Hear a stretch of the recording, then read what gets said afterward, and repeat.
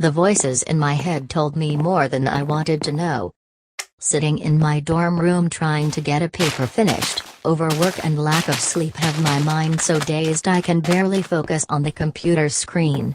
I decided to just give up and put the TV on instead when I felt sudden sharp pain in my head, like an ice pick was digging into my brain. Then I heard it. A woman's voice coming from nowhere. "Adam, come look at this," she exclaimed. I continued to listen as the disembodied female voice spoke to the man she called Adam. "Look at the monitor. I've never seen activity like this," she said excitedly. "Oh shit," I heard a surprised male voice say. "We need to alert the rest of the team." "Wait, just wait a second, I want to see what happens if I do it again," she said. I could hear what sounded like typing. And then bam, shooting ice pick pain in my head again. This time it was so bad my vision went completely white and my ears began ringing so loud I feared it would never stop. "Oh my god!" the man's voice nearly shouted. "I've never seen that happen either. What did you do, Mara?" "This one still dreams, as far as I know it is the only one that does. When it dreams its auditory cortex spikes, much more than they usually do, as if it's actually trying to listen to something in the real world. I thought maybe if I tried to trigger the same effect we would see a response. And look. It's acting as if it's listening to something."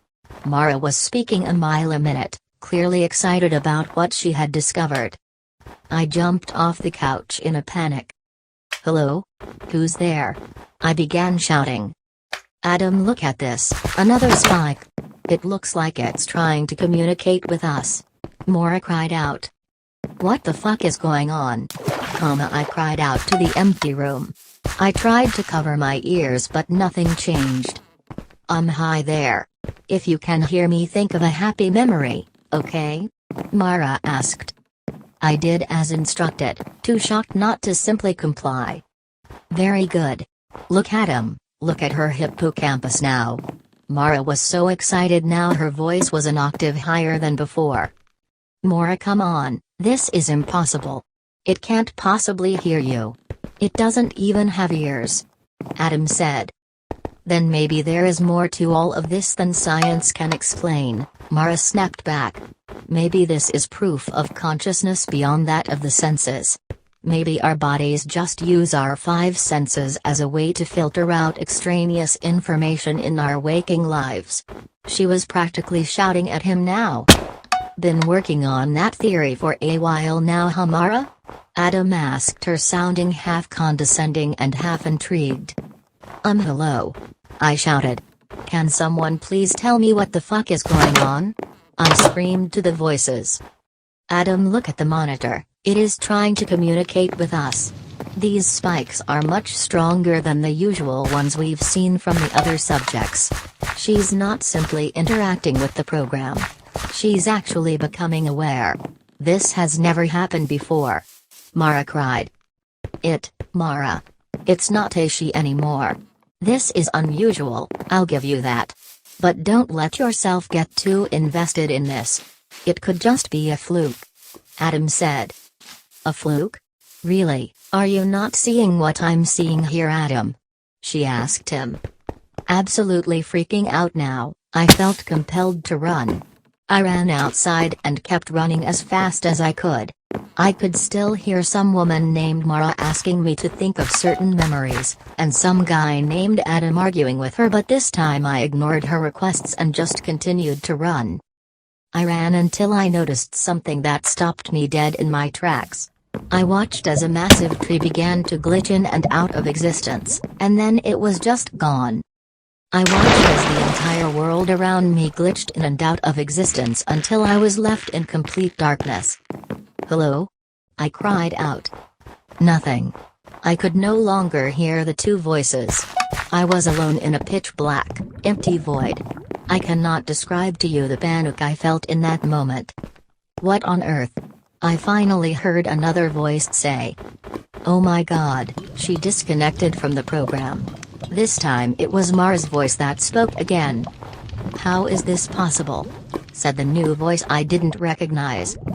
I listened in the darkness as Mara tried to explain the experiment she had been working on, the one that had allowed me to hear their voices. But it doesn't have ears, it's just a brain in a fucking box, the man said. As the overlapping voices continued, I realized the horrific truth. Having been disconnected from the program as Mara had stated, I began to remember the horrific truth. There was a catastrophic event on Earth that had wiped out most of humanity.